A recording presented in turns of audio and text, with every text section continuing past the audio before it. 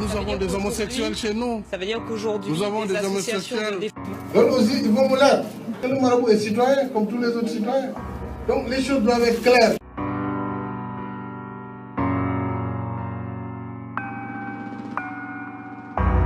ñi ngi leen di nuyu di leen jaajëfal yéen ñi nga xam ne yéenay abonné chaîne bi di xalaat ñi ngi leen di dalalaat ci seen nouvelle vidéo comme ni nga ko waxee woon bi ñu jagleel ki nga xam ni mooy président Macky Sall. depuis quelques at ñuy wax ci li nga xamante ni nii mooy bokkam ci loge li nga xam ne ni mooy maçonnique maanaam franc-maçon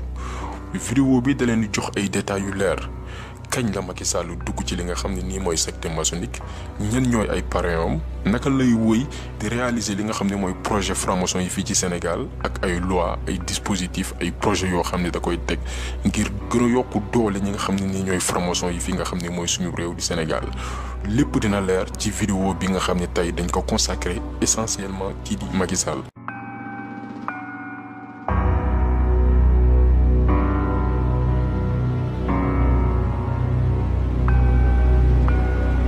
lépp mi ngi dooree en avril 2007 jamono jooju Macky Sall moo nekkoon premier ministre gouvernement Abdoulaye Wade at boobu Jean-Michel Kilarde bi nga xam ne moo nekk maître loge bi gën a influente fu la nga xam ne mooy France muy Grand Orient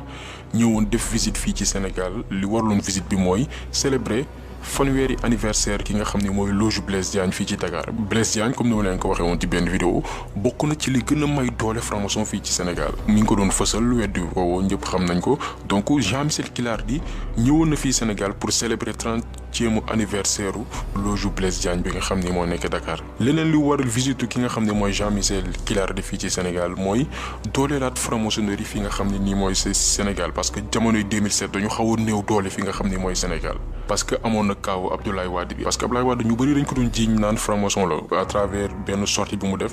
confirmer dëggal ni moom franc-maçon la woon waaye bokkatu ci maanaam tuub na duggaat ci diine l'islam jamono jooju nag li nga xam ne mooy intérêt wu puissance maçonnique français yi dafa menacé woon fii ci Sénégal d'après sortie bi Abdoulaye Wade defoon ne moom nekkatul franc-maçon liggéeyalutul ak ñoom seen intérêt franc-maçon yi dafa wàññeeku woon fii ci Sénégal maanaam seen doole dafa commencé woon di néew ci loolu tamit Abdoulaye Wade commencé woon dagg lien yi nga xam ne moo amoon ci Sénégal ak France maanaam Sénégal ak France seen diggante neexool woon parce que Abdoulaye Wade dafa commencé woon di liggéey ak li nga xam ne mooy dëkk arabe yi léegi franc-maçon yi ñoom xamoon na ni danger mi ngi am fekk quelques années bu fi Abdoulaye Wade yàggee seen doole dina néew lool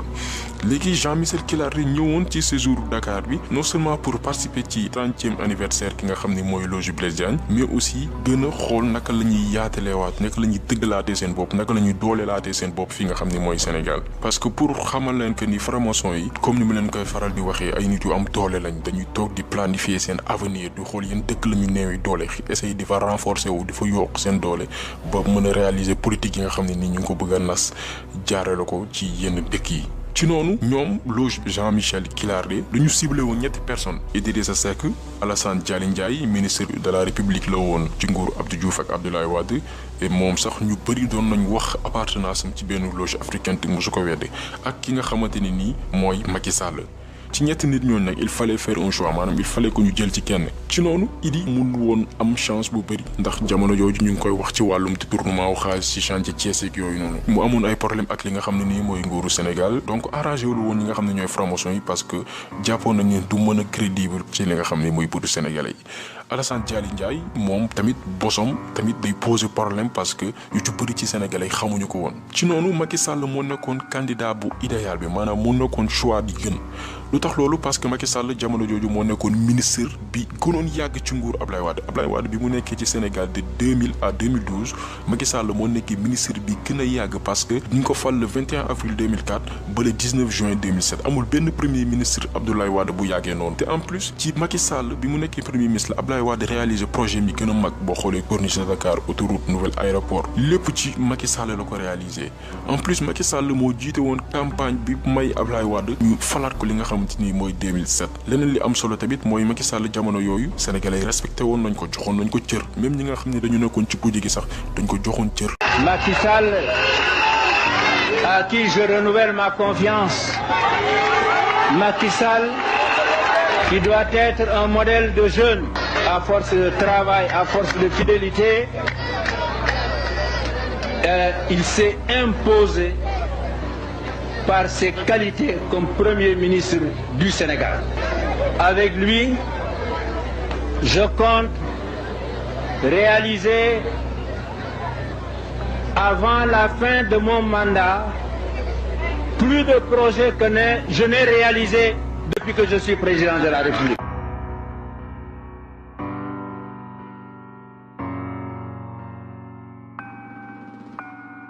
donc moom nit la woon boo xam ne dafa crédible en plus moo nekkoon benn choix bu idéal boo xam ne buñ ko ngembee mën na leen defal ñoom li ñu bëgg mën na réussir ñoom pari bi nga xamante ni defoon nañ ko musé woon nañ ko fi nga xamante ni nii mooy Sénégal.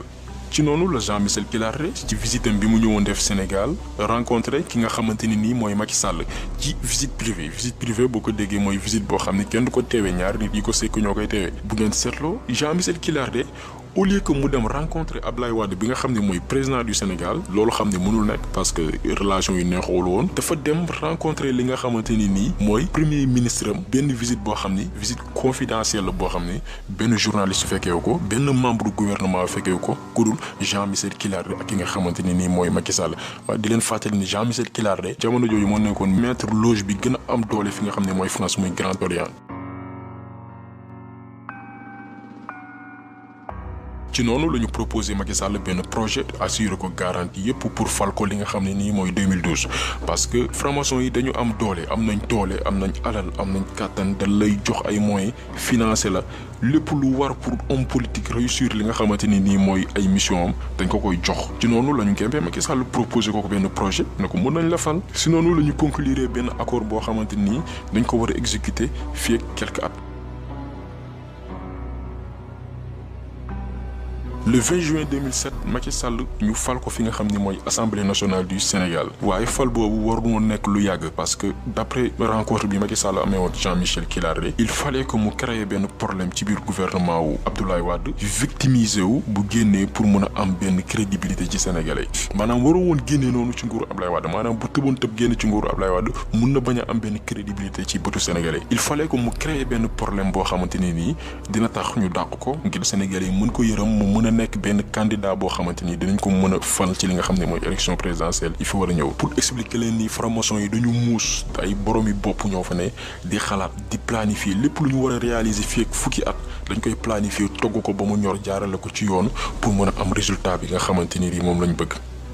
jamono jooju nag ki nga xam ne mooy Karim Wade mun na ni moo nekkoon l'homme intouchable maanaam jamono jooju mooy nit koo xam ne kenn du ko laal parce que papa moo nekk président jox ko tamit leng yépp boo xool bépp poste boo xalaat stratégique bi nga xam ne amoon na ci dëkk bi Karim Wade daf ko amoon demoon na sax ba nit ñi di ko wooyee ministre de la terre du ciel parce que bépp ndooma tànk bu am solo papaam joxoon nañ ko donc moo nekkoon nit koo xam ne kenn du ko laal Abdoulaye Wade sax demoon na ba ci benn kàddoom naan doomam moo gënoon muus ci ñi nga xam ne nii mooy sénégalais donc Macky Sall jamono jooju amoon na benn occasion boo xamante ni nii dina ko may mu génn ci nguuru Abdoulaye Wade génn ci génn boo xamante ni nii sénégalais yi dinañ ko yërëm wala ñu dàq ko pour mu mën a gagner li nga xamante ni nii mooy sympathie sénégalais yi donc il fallait toucher là où ça fait mal comme ni ko tubaab di waxee bu leen fàtte ne ni jamono jooju tamit dossier wu ANOCI bi moo nekkoon actualité Karim Wade jiite woon conférence internationale islamique boobu noonu te dañ jógoon jiiñ li nga xam ne mooy détournement ci travaux yi nga xamante ni nii dañ ko waroon amal ci li nga xamante ni nii mooy événement boobu noonu léegi Macky Sall def exprès convoqué ki nga xamante ni nii mooy Karim Wade fële nga xam ne mooy assemblée nationale pour mu apporter ay justification ci dossier boobu bi mu koy def xamoon na li ko doon xaar xamoon na ni bu ko defee non seulement dinañ ko dàq te buñ ko dàqee ba pare dina am jàppale ñi nga xam ne franc-maçon yu France yi nga xam ni garantir nañ ko dinañ ko apporter seen soutien à travers visite bi nga xamante ni Jean-Michel Kilaré amaloon na ko fii ci Sénégal bi mu fi ñëwee pour célébrer 30e anniversaire u Blaise Diagne bi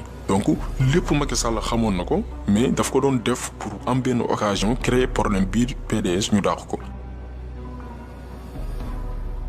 naturellement ñu dindi ko poste numéro 2 PDS bi nga xam ne moom moo ko occupé woon ba pare supprimer mandat am bu 5 ans bi wàññi ko bañ benn at léegi nag Macky Sall am na lépp lu mu bëggoon maanaam créé na problème biir PDS convoqué Karim Wade assemblée xam ni bu ko defee dañ koy dàq naturellement loolu la bëggoon ci noonu mu déclaré le 9 novembre 2008 génnam ci li nga xamante ni mooy PDS ba pare abandonné bépp poste boo xamante ni amoon na ko grâce parti démocratique sénégalais. Vous aurez sans doute remarqué que j'ai choisi de me départir de toutes les fonctions obtenues sous les couleurs du PDS consécutivement à ma démission de ce parti. Mesdames, Messieurs, chers compatriotes, bien sûr que j'ai pris l'exacte mesure de ces actes.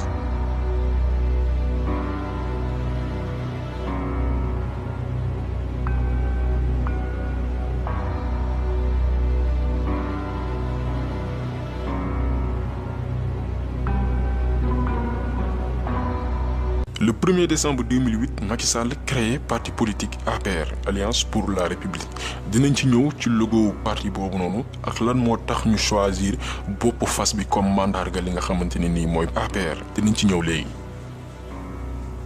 bi mu créé parti boobu Ablaye Wade comprendre na li xew Macky Sall fa la nar a jëm jamono jooju Ablaye Wade daf ko bëggoon tëj parce que xamoon na ni am na ay ambition présidentielle te mun na ko jëlee ci li nga xamante ni mooy bopp nguur bi parce que jamono jooju Macky Sall dafa am ay dossiers yu bëri ñu ko doon tudd dafa amoon benn kër fële nga xam ne mooy Houston États-Unis Houston benn ville la boo xam ni kër gu ci gën a yomb mi ngi jar 3 milliards mu nekk xaalis boo xamante nii méngoowul ak Macky Sall li mu am maanaam depuis ba mu commencé liggéey mënul dajale 3 milliards yi comme may mu mën a jënd kër fi la nga xam ne mooy Houston leneen li tamit mooy dafa amoon benn commission boo xamante ni jaaroo ci yoon bu mu amoon ci benn 10 milliards yi nga xam dañ ko transféré woon benn Jérôme Godard ñi nga xam ne dañu suivre actualité politique Sénégal xam nañ dossier boobu noonu te commission boobu noonu mu am 1 milliard yooyu noonu service de renseignement français yi sax ñoo ko révélé woon xaalis boobu moo may Macky Sall sax mu jënd benn kër ci banlieue bu Paris kër googu nekkul ci turu Macky Sall mais turu sëram la ko def maanaam turu magam bu jigéen bu ñuy tuddee Rokhaya Sall ci turu kooku la ko def amoon na tamit dossier Taïwan bi ak ay yeneen dossiers donc Ablaye Wade amoon na bépp moyen pour tëj li nga xamante ni mooy Macky Sall mais li ñuy wax rek comme ci franc-maçonnerie waxoon naa leen sànq Ablaye Wade ci boppam moo waxoon ni moom franc-maçon la mais nee na ci ay kàddoom nekkatu ko mais ci biir franc-maçonnerie dafa am la ñuy wax le concept de fraternité maanaam ñi nga xam ne ñoo ci sëkk moo xam nga nekk ci wala nga dem ba décider yow nekkatoo ci da nga ko war a respecter muy le concept de la fraternité benn règle la boo xam ne da nga koy jàng bis bu ñu lay initier maanaam ñi nga xam ne ay franc-maçon lañ duñu defante lu ñaaw duñu tëjante duñu rayante seen biir même si woo ne wa ci dikk bi nga ne bokkatoo si donc loolu moo échappé Macky Sall Ablaye Wade tëjlu ko parce que concept de fraternité boobu noonu bi nga xam ne moo lié képp koo xam ne mos nga bokk ci loge maçonnique da nga ko war a respecter.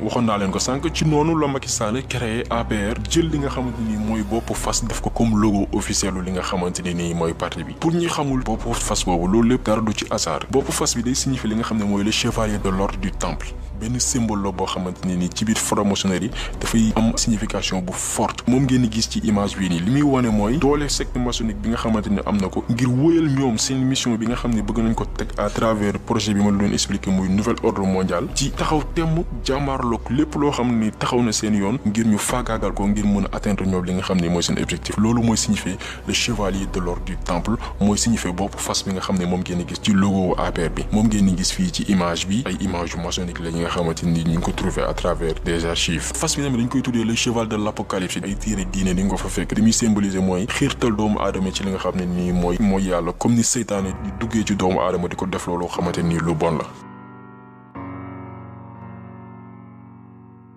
loolu lépp benn parenthèse pour que ngeen comprendre lan moo nëbbu ci ginnaaw logo APR bi nga xam ne Macky Sall def na ko gannaaw ba mu génnee PDS bi mu génnee PDS nag créé li nga xam ne mooy partem Macky Sall dafa envoyé lettre ki nga xam ne mooy Omar Bongo moo nekkoon ancien président wu Gabon te ki ko remplacé mooy doomam di Ali Bongo pour xamal nit ñi que ni pour dugg ci benn loge maçonnique da nga war a am li nga xam ne mooy parrain maanaam koo xam ne mooy moom lañ lay bàyyale Omar Bongo jamono jooju moo nekkoon grand maître loge bi nga xamante ne nii moo nekk Gabon moom moo doon diriger loge boobu noonu nga xam ne dafa affilié wu ak la grande loge maçonnique bi nga xam ne moo nekk France Omar Bongo moo jiite woon loge maçonnique boobu noonu même bu fekkee ne au début Grand Orient à travers Jean-Michel Kilaré moo sollicité woon Macky Sall par la suite dafa dem rejoindre grande loge de France bi nga xamante ne nii dañu am benn loge bi nekk Gabon te ki ko jiite mooy Omar Bongo nit ñu bëri am nañ même trajectoire bi boo jëlee ancien ministre socialiste France bi Marcel Semba dañ ko initié woon grande loge bu France en 1891 mais par la suite dafa rejoindre le Grand Orient de France en 1898 am na ay yeneen exemple c'est-à-dire que donte parfois loge yi duñu bokk idéologie mais di nga ci gis membre jógee ci loge bi dem ci loge bi au début Grand Orient moo sollicité woon Macky Sall mais à la fin dafa recourir ci li nga xamante ne nii mooy grande loge de France bi nga xam ne dañu am benn loge fi nga xam ne mooy Gabon ki ko dirigé mooy Omar Bongo bi nga xam ne dafa génn àdduna Omar Bongo moomu d'après ay sources moo parrainé Macky Sall te ki ko remplacé bi mu génn àdduna mooy dooma bi nga xam ne mooy Ali Bongo comme ni ma leen ko waxee yéen a ngi gis fii Ali Bongo moom même bi papaam génne àdduna biñ koy initié te ki ko initié mooy François Stéphanie moo nekk grand maître grande loge nationale maçonnique bi nekk ci France bi ma la doon wax léegi Stéphanie moomu rencontré na Macky Sall biñ ko falee ba pare am na rencontre bi mu am ak Macky Sall image baa nekk nii dinañ ci ñëwaat ci kanam ak yeneen leeral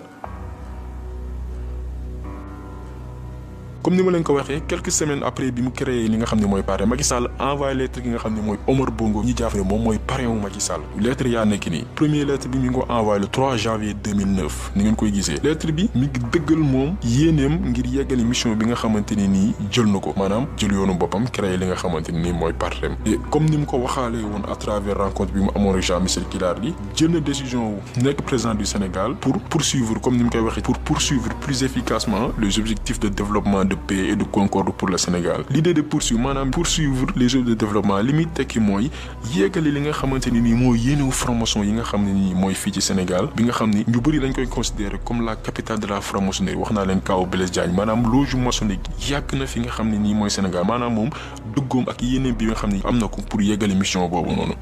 mu yaat yeggali ne dans cette entreprise nouvelle se sollicitent vos conseils éclairés vos orientations et votre appui à tout point de vue maanaam mi ngi ñaan Omar Bongo li nga xam ne mooy ndimbalam ay conseils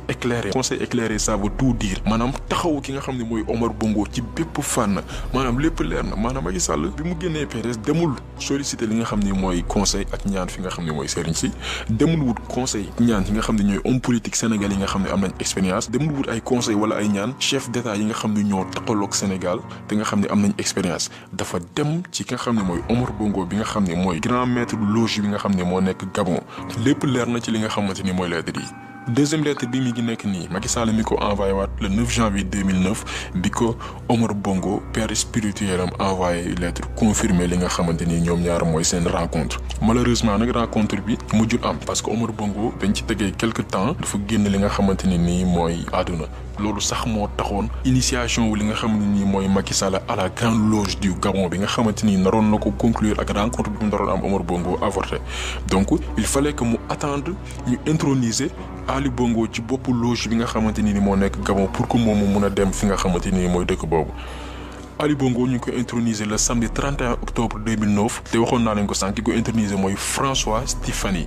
Stéphanie bi jiite moom it loge bi nekk France. ci noonu la Macky Sall dem Gabon le 11 septembre 2011 à quelques mois wu li nga xamante ni nii mooy élection présidentielle d'après ay sources même ci visite boobu noonu lañ ko initié ci si la intégré loge France bi nga xamante ni dafa am affiliation ak grande loge bi nga xam ne moo nekk Gabon donc li ko dese woon mooy terminer li nga xamante ni mooy processus boobu noonu retourner fii nga xam ne mooy Sénégal yeggale li nga xam ne mooy campagne ci ndimbalu formation yi nga xam ni ñoo ko gémb jox ko ay moyens parce que bu leen fàtte ni ci ñetti at la Macky Sall def tuuru Sénégal Macky Sall ñetti at la wër Sénégal gi yëpp amul benn dëkk bu mu duggul dëkk yëpp dugg na fa dem bitim réew dem Europe dem Amérique pays africains yu bëri mu dem fa def li nga xam ne mooy campagne te ñun ci bëri posé wuñu question fan la jëlee xaalis boobu noonu maanaam temps bi mu nekkee nguur Abdoulaye Wade yëpp mënu fi dajale xaalis boo xamante ni mën na ko may mu def campagne boobu yooyu yëpp parce que campagne xaalis la ay milliards la di nga am ay oto di nga am ay carburant ñu bëri posé wuñ ces questions là parce que dañ ko ngemb ñu ko ngemb mooy franc-maçon yi wax naa leen du début ba fi ñu yegg si nii naka la demee naka lañ ko joxee ay moyens ci ñetti at mu bër dëkk yëpp def ay campagne am ba dara desatu ko lu dul 2012 mu càmmaaru Abdoulaye Wade jëlee ko fi te loolu moo am. ci noonu élection yi ñëw naturellement mu gagné ko ci benn score bu large gagné ko gagné bu amul benn werante le 25 mars 2012 ñu fal ko président de la République du Sénégal. Des jeunes qui sont venus célébrer ici la fin de l'ère d'Abdoulaye Wade et le début de l'ère Macky Sall. Ils sont venus ici parce qu'ils croient au changement, ils veulent du changement, ils veulent des prix, des matières de première nécessité qui soient en baisse, ils veulent un changement, ils veulent du travail, ils veulent la fin du chômage, ils veulent le changement, ils sont venus le dire ici, mais ils ont aussi tenu à saluer la décision du président sortant Abdoulaye Wade, d'accepter sa défaite très rapidement. Donc on célèbre ce soir, l'heure n'est pas à la rancœur, c'est la célébration et on salue la démocratie au Sénégal.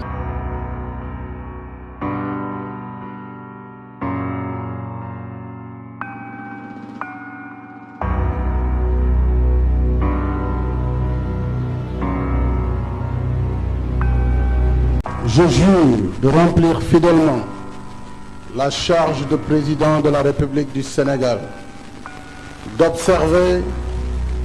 comme de faire observer scrupuleusement les dispositions de la Constitution et des lois, de consacrer toute mes forces à défendre les institutions constitutionnelles, l'intégrité du territoire et l'indépendance nationale. De ne ménager enfin aucun effort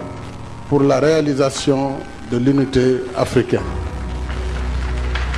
Le 2 avril fi nga xam ne mooy Dakar ñu investir li nga xam ne nii mooy Macky Sall waaye ñaari semaine dong lañ ci teg ci li nga xam ne mooy investiture am Macky Sall dem France pour rencontrer ñi nga xam ne ñoo ko fal. Après c'est la rencontré François Stéphanie bi ma leen doon wax grand maître de la grande loge de France bi nga xam ne moom tamit moo intronisé Ali Bongo bi nga xam ne moo nekk ci grande loge bi nekk Gabon bi bàyyam génne àdduna. li nit ñi war a comprendre mooy dara du hasard ci scénario bii nii amul dara lu ci nekk hasard lépp lañ ko planifié woon. Programmé ko ngir teg Macky Sall ci li nga xam mooy bopp Sénégal jox ay moyens jox ay oto jox ko alal mu war dëkk bi campagne pour teg ko ci bopp seen lépp dañ ko planifié woon trajectoire bi ngeen di gis lépp lii la mi ngi nii dañ ko fal 2 semaines après ci la dem rencontré ñu ko fal mi ngi nii ñu ngi koy gis ak François Stéphanie mu koy nuyu di ko jox ñaari loxo. moo tax France tey lépp lu mu bëgg ci Sénégal da koy am France tey daanaka ñuy diriger Sénégal Macky Sall jiitewul Sénégal France ñuy orienté Sénégal parce que ñoo ko teg ci li mu nekk boo leen xoolee même bu ngeen xoolee ci image bi xool leen Macky Sall naka lay nuyoo ki nga xam ne mooy grand maître franc-maçon bi nga xamante ni nii moo nekk France nga comparé ko ak naka lay nuyoo ñi nga xam ne ñooy suñu kilifa diine parce que seytaane yi jaamu seytaane yi franc-maçon yi ñoom bu ñuy nuyu seen i njiit ne leen di nuyoo ak cër. ñu nit Sénégal am na suñu façon ñuy nuyu suñu sëriñ yi maanaam boo leen di nuyu di leen jox worma mais xoolal Macky Sall naka lay nuyoo franc-maçon ak naka lay nuyoo suñu kilifa diine yi xam ni quoi qu'il en soit ñun ñoom la ñu yaakaar parce que ñoom ñoo fi samp diine gi image yi boo ko comparé mi ngi nii xoolal ni muy nuyoo li nga xam ne mooy franc-maçon yi ak naka lay nuyoo li nga xam ne mooy suñu kilifa diine yi respecté wu leen faale wu leen njiitu franc-maçon la gën a jox cër que suñu kilifa diine yi nga xam ni ginnaaw yàlla ñoom la ñu yaakaar parce que ñoo fi samp diine gi boo ko xoolee fii mi ngi koy wax ci déclaration yi di wax ni kilifa diine yi nga xam ñoo ne Sénégal ay citoyen ordinaire lañ. Aussi, il faut me l'être. Le marabout est citoyen comme tous les autres citoyens. Donc les choses doivent être claires. Pourquoi on voudrait aujourd'hui amener des problèmes particuliers ou un statut particulier pour marabout dans une république, ça n'existera pas. Je le dis clairement. Une république démocratique et laïque. suñu kilifa diine ay citoyen ordinaire lañ mais franc-maçon yi nga xam ne ñoom lay nuyoo ñaari loxo duñu ay citoyen ordinaire parce que xam na leen respecté na leen ñoo ko teg fi nga xamante ni nii fa la nekk ñoom la gën a jox cër. Que le président sénégalais accompagné de son homologue Ali Bongo Ondimba arrive à Libreville. En décembre 2014 Macky Sall dellu fi nga xamante ne nii mooy Gabon pour visiter li nga xam ne mooy mausolée Omar Bongo maanaam Omar Bongo fi ñu ko denc pour xamal leen ni ci visite boobu Macky Sall mooy premier président africain bu visiter mausolée boobu noonu parce que Omar Bongo moo nekkoon parrain moom lañ ko bàyyilee woon donc c'est pas fortuit moom moo nekk président africain bi njëkk visiter mausolée boobu noonu depuis bi Omar Bongo génnee àdduna.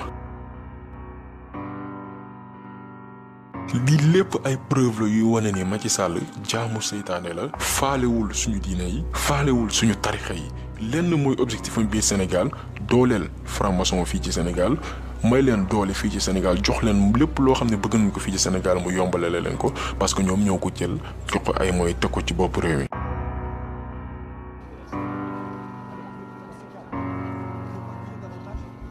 beneen preuve bi mooy Macky Sall janvier 2015 dafa dem participer ci marche bi nga xam ne dañ ko organiser France pour soutenir Charlie Hebdo. Charlie Hebdo mooy journal bi nga xam ne day ñàkk wormaal Mohamed sallallahu alayhi wa sallam di ko caricaturer di ko dessiner ci ay dessin yoo xamante ni wormaalul ki nga xam ne mooy sangu-sang yi sallallahu alayhi wa sallam. média boobu di Charlie Hebdo day def ay caricature di saaga ki nga xam ne mooy yonent bi sallallahu alayhi wa sallam di saaga li nga xamante ni mooy diine l'islam boo xoolee ci journal ñi ngi naan le Coran c'est de la merde maanaam alxuraan yi fi caaxaan la. wax ni jullit ñi ay con lañ maanaam jullit ñi ay nit yu dul xalaat lañ ay nit yu tekkiwul dara lañ journal boobu noonu la Macky Sall dem ne day marche pour soutenir li nga xam ne mooy journal boobu noonu.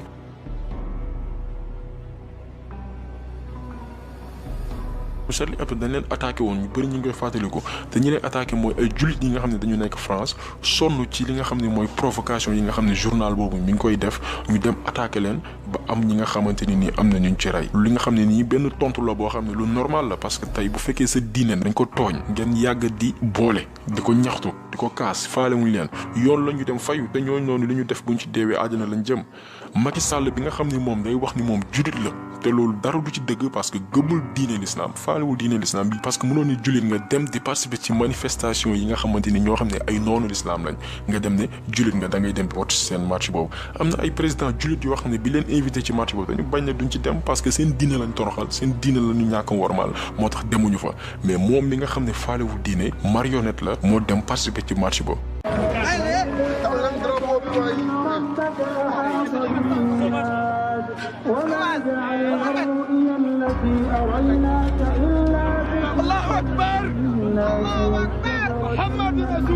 jamono jooju ay sénégalais ñi ngi fii ci Dakar di manifester di jooy di rey seen bopp ngir li nga xamante ne nii mooy tooñ bi nga xam ne Charlie Hebdo tooñ na ko seen diine di ñaan di julli ngir yàlla alak ñi nga xamante ne nii mooy journal boobu noonu ak ñëpp ñi nga xam ne ñoo leen di jàppale. jamono jooju Macky Sall mi ngi France di jàppale Charlie Hebdo bi nga xamante nii tooñ Mohamed la dëkk suba ngoon saa yu defee dara te tooñu li nga xam ne mooy diine l'islam amuñ lu leen neex.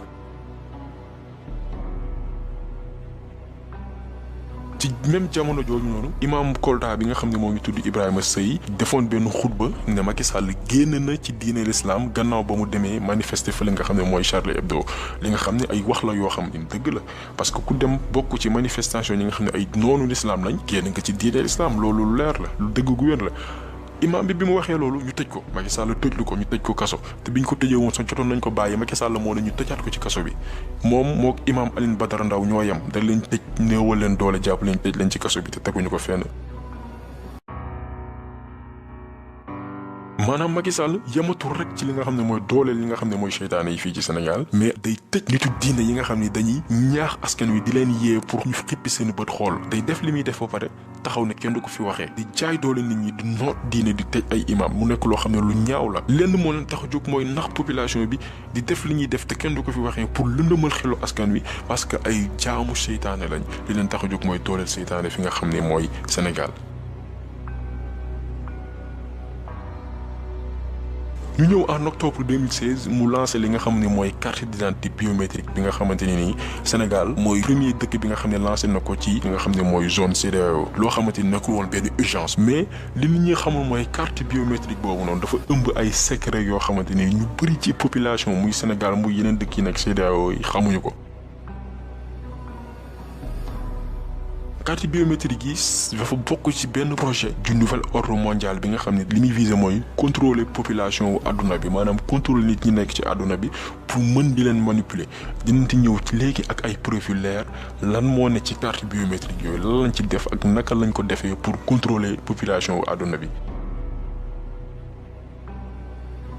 ginnaaw ay pression yi nga xam ne jot na ko Macky Sall lancé li nga xamante ni mooy campagne création li nga xam ne mooy carte biométrique yi bi nga xam ne waxuma la sax secret yi nga xam ne ëmb na ko mais daf ci lax luubalu xaalis bu jékki dayoo parce que Sénégal ñi ngi dépensé 50 milliards pour créer li nga xam ne si mooy 6 millions de cartes juróom-benn million cartes alors que Algérie bi nga xam ne ñoom 24 millions la ñu war a créer ci carte ñi ngi dépensé seulement 7 milliards Sénégal 6 millions de cartes 50 milliards a dépensé Algérie mi ngi dépensé seulement 7 milliards pour 24 millions de cartes te cartes yi même les mêmes cartes yi c'est des cartes biométriques Mali bi nga xam ne mooy suñu pays dëkkandoo bi nga xam ne moom lañ tendal moom pour 17 millions de cartes donc mi ngi dépassé 13 milliards non seulement dañu jàmbaarloog li nga xam ne mooy benn nguur seytaane boo xam ne lu bon moo leen tax a jóg mais aussi nguur boo xamante ni dañuy profiter li nga xam ne mooy seen mandat pour am alal ngir profito parce que ay baadoola lañ yoo xamante ni dañuy profito ci nguuru bi non seulement pour doole seytaane fii Sénégal mais tamit ngir mën a am alal laataa ñu fiy jugee.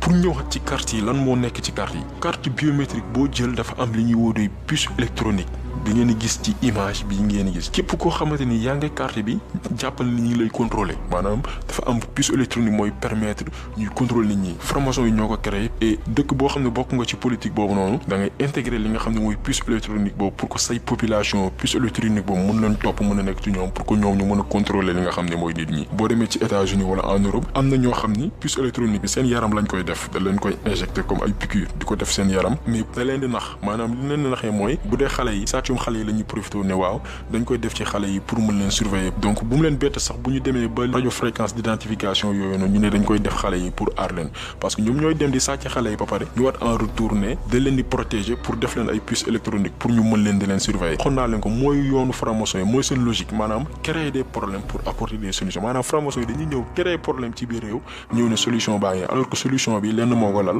muy réaliser li nga xam ne mooy seen objectif de départ donc aux États-Unis en Europe dañuy injecter nit ñi li nga xam ne mooy puce électronique moo xam muy mag ñi wala muy xale yi pour affaire problème de sécurité alors que du ay problème de sécurité liñ ci jublu mooy surveiller nit ñi topp nit ñi di leen topp du jour au lendemain en plus puce boobu noonu yemul ci contrôler nit ki kese di ko topp mais dafa am benn impact psychologique bu muy def ci bopp nit ki nga xam ne moo détenir li nga xam ne nii mooy puce électronique boobu ñu ngi koy tuddee la marque de la bête maanaam mandarga li nga xamante ni nii mooy seytaane benn la ci projet li nga xam ne mooy nouvel ordre mondial yi bi nga xam ni wax naa la ko non seulement day surveiller nit ñi mais dafa am ay aspects psychotroniques yoo xamante ni day jouer ci bopp nit ki ci xelam ak ci xalaatam benn harcèlement la bi nga xamante ni commencé na même am ay conséquences ci yenn villes yi boo demee États-Unis am na ay conséquences yu mu am ci ay doomu aadama boo gisee ci image yi ñii ay nit la yoo xamante ni ay victimes lañ ci puce électronique boobu noonu parce que ay nit la yoo xam ne dañ leen di manipuler ci seen bopp dañuy toog di dégg ay bruit di dégg ay wax yoo xam ne day ñëw ci seen bopp ñu koy dégg seeni nopp alors que puce électronique yooyu moo ko waral am na ay organisation yu taxaw sax pour xeex loolu noonu fële nga xam ne mooy États-Unis parce que les francs-maçons dañu am benn satellite bu puissant boo xam ne nii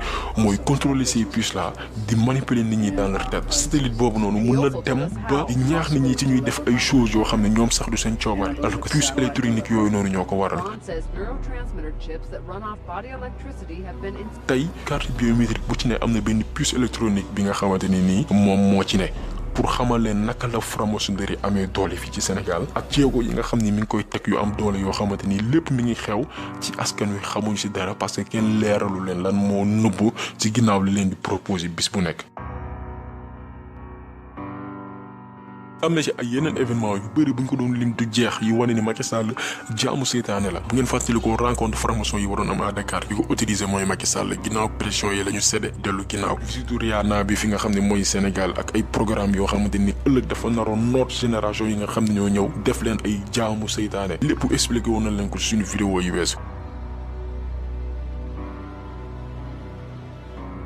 beneen objectif bu Macky Sall mooy gën a dooleel li nga xam ne nii mooy góor jigéen yi fii ci Sénégal waxoon naa leen ko objectif bu franc-maçon yi benn ci seen objectif yi mooy wàññi population mondiale bi te pour atteindre objectif boobu noonu lépp waxoon naa ko ci vidéo précédente yi mooy légaliser li nga xam ne mooy mariage homosexuel avortement médicalisé ak avancer li nga xam ne mooy atu sëy mi ngi koy confirmer ci vidéo bi nga xam ne mi ngi daté en septembre 2007 di xamal occidentaux yi que ni Sénégal fii góor jigéen yi dañ fi libre maanaam fi Macky Sall fii day expliquer ni góor jigéen yi dañoo libre fii Sénégal mun nañ def lu leen neex. Nous avons des homosexuels chez nous. Ça veut dire qu'aujourd'hui, nous avons les des associations homosexuels de défense des droits des homosexuels au Sénégal auraient pignon sur rue, la possibilité de s'exprimer, la possibilité de faire campagne, par exemple. Ils sont libres. Ils sont libres. Ils sont libres de le faire.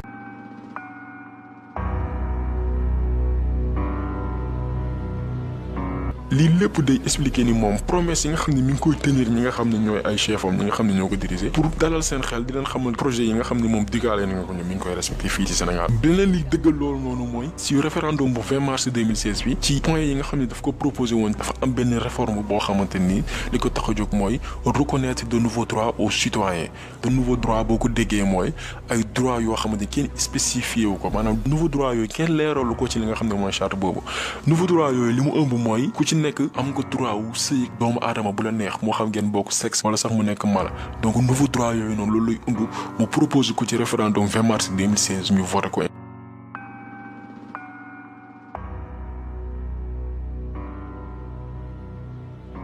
ñu teg ci quelques weer mu créé ministère de la femme de la famille et du genre bu dee ministre de la femme et de la famille d'accord loolu du poser benn problème mais dañ ci yokk et du genre malheureusement ñu bëri duñu demandé wu lan mooy genre benn idéologie la boo xamante nii ñu ko njëkk a développé mooy ay lobby homosexuel maanaam ay groupement homosexuel ak benn mouvement bu ñu tuddee LGBT mi ngi signifié lesbienne gay bisexuel transgenre lépp maanaam góor jigéen lesbienne ak yeneen ñi nga xam ni dañuy def mooy yàlla di sëy ci sëy boo xamante ni dëppoowul ak li nga xamante ni mooy doomu aadama noonu la war a sëy dafa am benn ministère spécifique boo xam ne Macky Sall moo ko créé pour protéger ñooñu noonu loo boobu noonu li nit ñi war a comprendre mooy Macky Sall moom xam na ni fii Sénégal mënu fi voter benn loi boo xam day légaliser mariage homosexuel parce que dëkk la boo xam ne ñu ngëm a fi ne Sénégal ku fi nekkul jullit catholique maanaam dëkku croyant la donc xam na ni mënu fee voter loi parce que bu ko defee askan wi dina retourner contre moom waaye day def ay dispositions ci suuf maanaam day teg ay règles yoo xam ne day permettre góor jigéen yi ñuy def seen activité ci nu mu leen soobee fii ci Sénégal te dara du leen ci fekk boo xoolee bu ngeen defee seetlu Sénégal duñ fi tëj góor jigéen kenn mënu leen fi tëj gis ngeen fi ay exemple yu bëri ci jamono yu weesu téye nañ fi ay homosexuel ci suba nga leen di jàpp bàyyi leen ce qui veut dire que ni fii Sénégal góor jigéen yi dañ fi am doole bu doy ni kenn mënu leen fee tëj tey bu ñu fi jàppee imam dinañ ko tëj ci kaso bi ay weer kenn du ko génne imam Alioune Badara Ndao bosom bi exemple la imam Sey bosom bi exemple la da leen di téye ci kaso bi ay weer wala ay at kenn du leen jugé mais homosexuel du tëdd kaso Sénégal fii nii lu mat weer bu lu tëjee balaa 48 heures ñu bàyyi la c'est-à-dire que Sénégal ci nguuru Macky Sall dem nañ ba góor jigéen moo ëpp doole fi nga xamante ni nii mooy Sénégal li nga xam ne mooy imam yi ay exemple la yoo xam ne ay fee la yoo xam ne nii Sénégalais ñu koy gis di ci teg seen bët kenn mënu koo weddi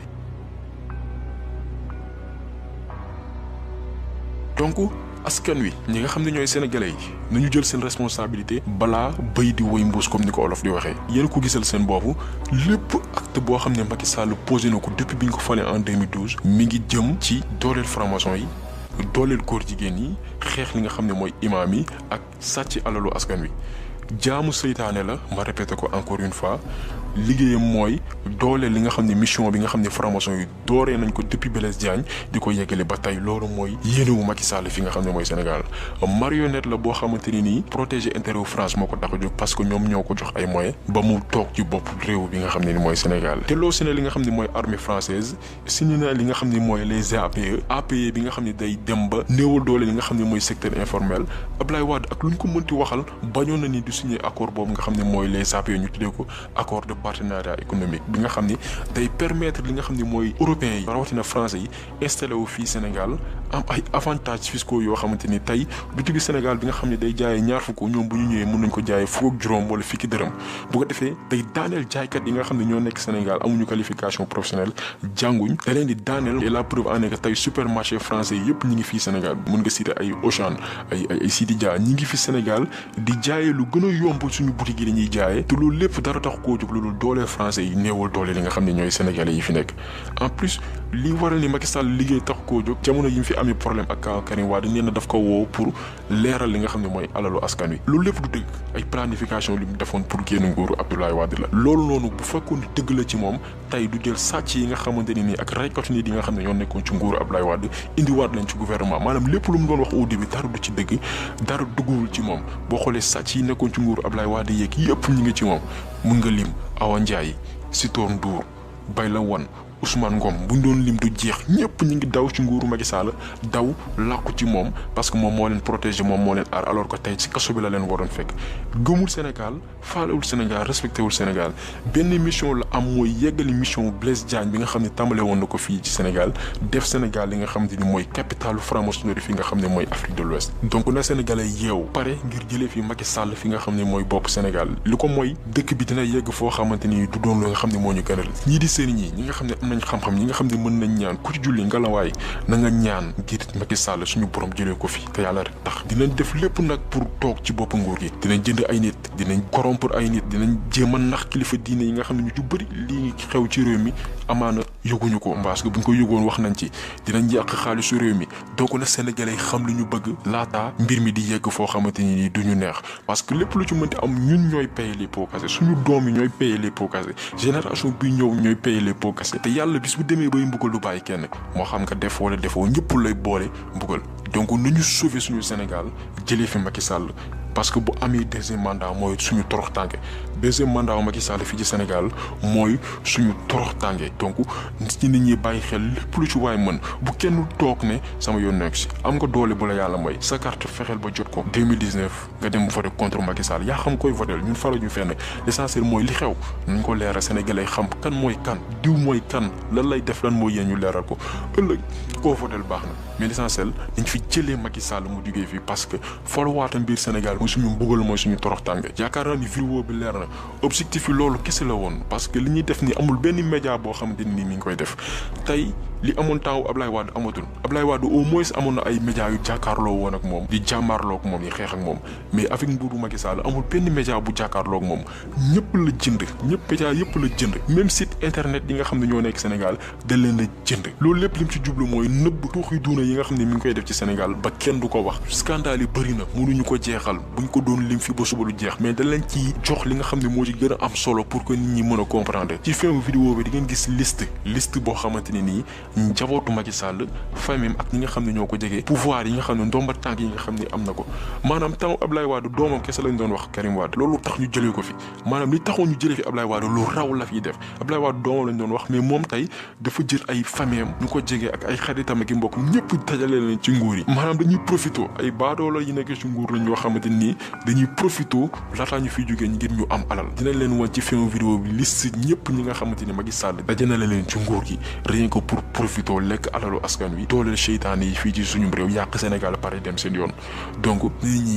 nit ñi yeewu vidéo tay bi loolu la ñi ngi demande ñëpp nag ñu partager vidéo bi képp koo xam ne Sénégal nga bëgg képp koo xamante ni pare nga pour jàpp ci xeex pour jëlee fi Macky Sall ak ay ñoñam na nga partager vidéo bi képp kuy sénégalais mën ci jot bu leen fàtte aussi abonné ñu ngi leen di jox dig daje beneen yoon ak beneen vidéo ci beneen sujet bu am solo boo xamante ni li ñu tax a jóg rek mooy développer suñu réew dooleel Sénégal ba Sénégal mën a mel li nga xamante ni moo ñu gënal ñu ngi leen di gërëm di leen jaajëfal di leen jox dig daje beneen yoon